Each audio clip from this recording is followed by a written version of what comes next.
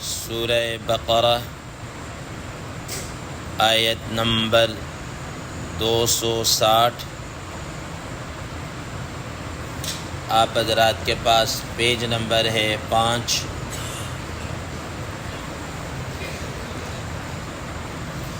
اعوذ باللہ من الشیطان الرجیم، بسم اللہ الرحمن الرحیم۔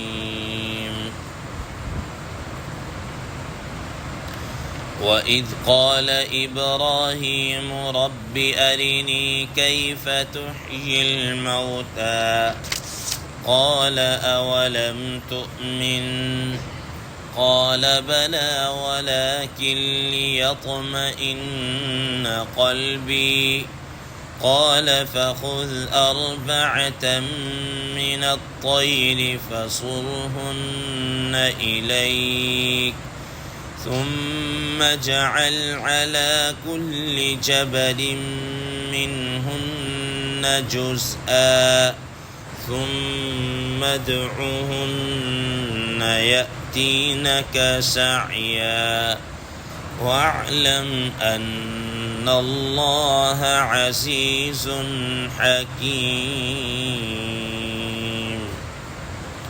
صدق الله العظيم۔ اللهم صل على محمد النبي الأمي وعلى آله وسلم تسليما كثيرا كثيرا۔ محترم سامعین کرام، اس آیت مبارکہ کا ترجمہ اللہ تبارک و تعالی ارشاد فرماتے ہیں، وَإِذْ قَالَ إِبْرَاهِيمُ رَبِّ أَرِنِي، اور وہ وقت یاد کرو جب حضرت ابراہیم علیہ السلام نے کہا کہ اے میرے رب، اے میرے پروردگار، ارینی کیف تحیی الموتى، مجھے دکھلا دیجئے کہ آپ کیسے مردوں کو زندہ کریں گے۔ قال اولم تؤمن، اللہ تبارک و تعالی نے ارشاد فرمایا کیا تم یقین نہیں رکھتے؟ قال بلا ولکن لیطمئن قلبی، کہا کہ کیوں نہیں، لیکن میں اپنے اطمینان قلب کے لیے کہتا ہوں۔ قال فخذ أربعة من الطير، اللہ تبارک و تعالی نے کہا کہ تم 4 پرندے پکڑ لو، فصرهن إليك، تو تم ان کو اپنے ساتھ مانوس کر لو، ثم اجعل على كل جبل منهن جزءا، پھر تم ان میں سے ہر ایک کا حصہ الگ الگ پہاڑ پر رکھ دو، ثم ادعوهن يأتينك سعيا، پھر تم ان کو پکارو وہ تمہارے پاس دوڑتے چلے آئیں گے۔ وَاعْلَمْ أَنَّ اللَّهَ عَزِيزٌ حَكِيمٌ، اور تم خوب جان لو، یقین رکھ لو کہ یقیناً اللہ تبارک و تعالی زبردست ہیں اور یہ حکمت والے ہیں۔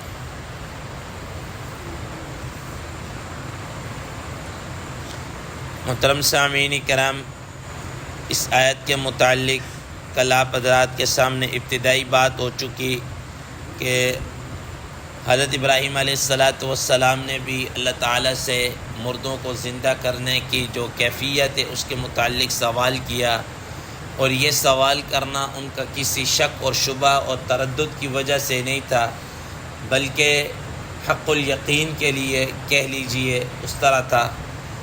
اور ظاہر ہے ایک چیز بندہ ان آنکھوں کے ساتھ ہوتا ہوا دیکھ لیتا ہے تو اس کا نالج، یقین اور زیادہ کیا ہے بڑھ جاتا ہے۔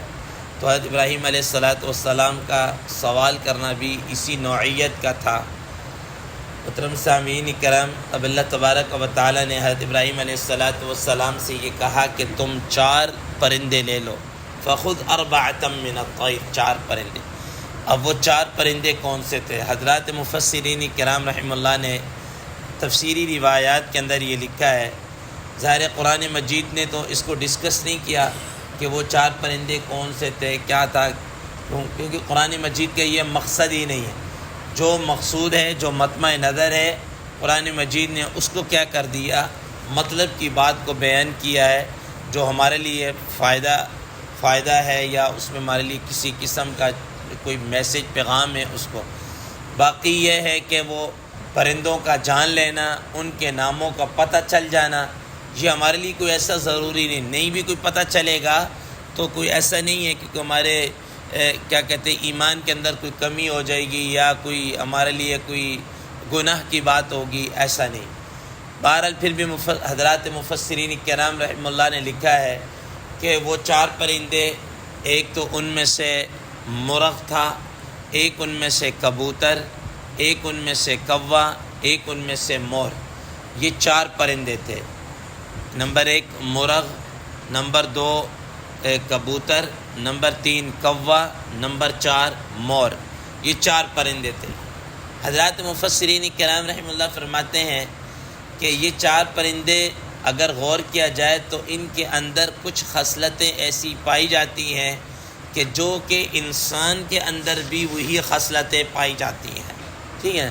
مثال کے طور پر فرماتے ہیں کہ یہ جو مرغ ہے اس کے اندر شہوت کا مادہ زیادہ ہوتا ہے، اور یہی چیز انسان کے اندر بھی کیا ہے، شہوت کا مادہ زیادہ ہے. اسی طریقے سے کبوتر ہے. کبوتر کے اندر 2 چیزیں ہیں. نمبر 1 وہ دنیا سے بڑی محبت رکھتا ہے، اور دوسرا بڑا جلد باز ہوتا ہے. اور یہی 2 خصلتیں انسان کے اندر بھی پائی جاتی ہیں کہ وہ جلد باز بھی بڑا ہوتا ہے. خلق الانسان عجولا، لیکن ہم نے بڑا جلد باز بنایا ہے. اور دوسرا دنیا کی محبت بھی اس کے اندر بڑی ہوتی ہے. ٹھیک ہے نا. ہمہ وقت یہ دنیا کے ترقی، کاروبار اور ان چیزوں کے اندر کیا ہے، لگا رہتا ہے، سوچتا رہتا ہے، اس کی پلاننگ کرتا رہتا ہے. ٹھیک ہے نا. اور تیسرے نمبر پر کوا ہے. کوے کے اندر آپ دیکھ لیں لالچی پن بہت زیادہ ہوتا ہے، خسیس الطبع ہوتا ہے. ٹھیک ہے نہیں. تو یہ چیزیں بھی انسان کے اندر موجود ہیں. لالچ پن ہے، حرص ہے، لالچ ہے، اس کا مادہ انسان کے اندر ہے. چوتھے نمبر پر مور ہے. فرمایا کہ مور کے اندر بڑا غرور، گھمنڈ اور تکبر ہوتا ہے. اس کے اندر بڑا غرور ہوتا ہے، اپنے اوپر گھمنڈ ہوتا ہے، تکبر ہوتا ہے. یہی چیز انسان کے اندر بھی پائی جاتی ہے کہ انسان کے اندر بھی بڑا تکبر ہوتا ہے اور اس طریقے سے بڑا کچھ سمجھ رہا ہوتا ہے اپنے آپ. محترم سامعین کرام، اب اللہ تبارک و تعالی نے فرمایا کہ ان 4 پرندوں کو اپنے ساتھ مانوس کر لو، ہلا لو. جب یہ تمہارے ساتھ مانوس ہو جائیں تو تم ان کو ذبح کر کے ان کے ہر ایک اعضاء کو الگ الگ کر لینا. سر اپنے پاس رکھ لو، اس کے پر الگ کر لو، باقی جو گوشت پوست ہے اس کی تم بالکل قیمہ بنا لو، اور ان قیمہ بنا کر ان کو مکس کر لو آپس میں. ٹھیک ہے نا. ان کو آپس میں مکس کر لو. مکس کرنے کے بعد پھر تم جناب ان کو پہاڑ کے الگ الگ چوٹی پر یا اس طریقے سے رکھ دو. حضرت ابراہیم علیہ السلام نے حسب خداوندی، حسب منشا اللہ تبارک و تعالیٰ کے حکم پر اسی طریقے سے کیا کہ ان 4 کو ذبح کر کے سر تو اپنے پاس رکھ لیے، باقی ان 4 کو قیمہ مکس کر کے بالکل الگ الگ کر کے کیا ہے رکھ دیا. اب اللہ تبارک و تعالیٰ کے کہنے کے اوپر فرمایا کہ ثم ادعوهن یأتینک سعیا، آپ ان کو بلائیں گے تو یہ آپ کے پاس دوڑتے ہوئے آئیں گے. چنانچہ حضرت ابراہیم علیہ السلام نے ایک پرندے کا سر پکڑا اور اس کا نام لیا.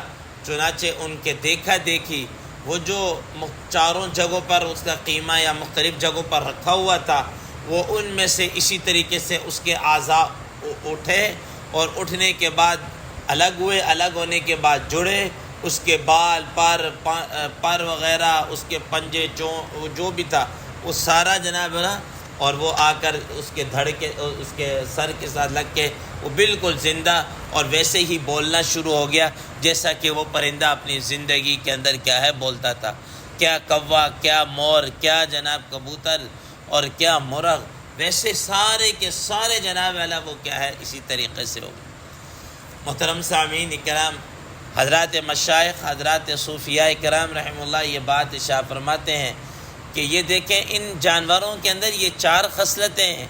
اگر انسان ان 4 خصلتوں کو مٹا دینا تو پھر انسان بن جاتا ہے.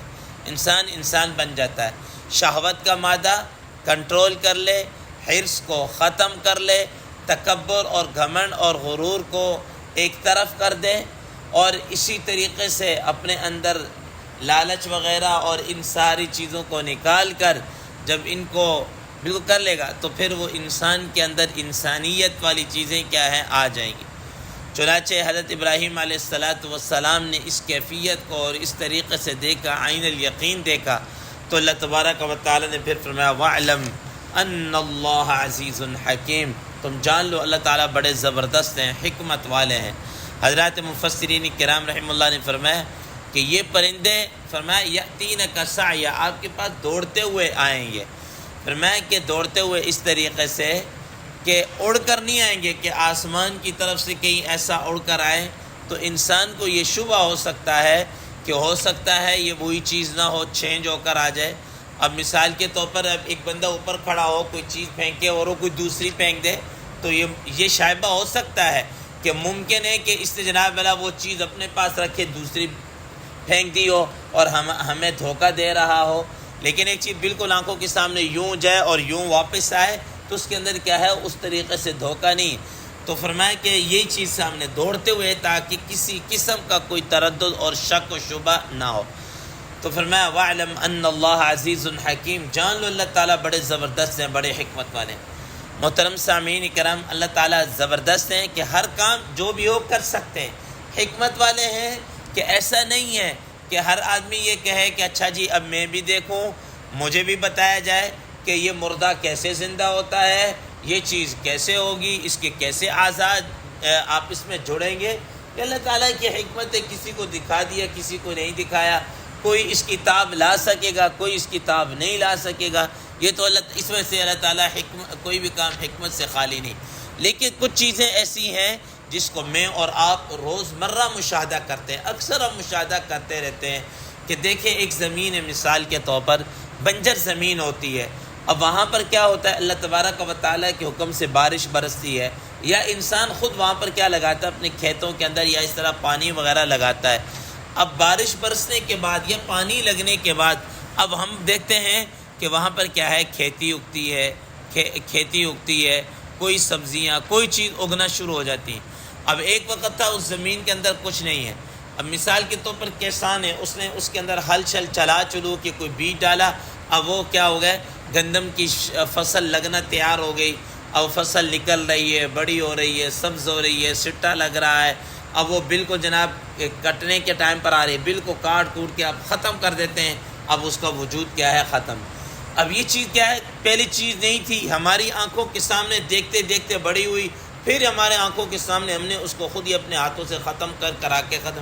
یہی اللہ تبارک و تعالیٰ کذالک نحیی الموتیٰ، اسی طریقے سے اللہ تبارک و تعالیٰ کیا کرتے ہیں، یہ مردوں کو زندہ کرنا، ایک چیز پہلے نہیں تھی اس کا وجود ہوا، یہ سب ایسے ہی اللہ تبارک و تعالیٰ۔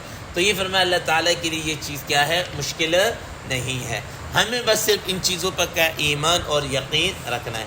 اللہ تبارک و تعالیٰ سے دعا ہے اللہ تبارک و تعالیٰ ہمیں ان ساری چیزوں پر عمل کرنے کی اور اللہ تعالیٰ کی صفات پر یقین رکھنے کی توفیق عطا فرمائے۔ وآخر دعوانا الحمد للہ رب العالمین۔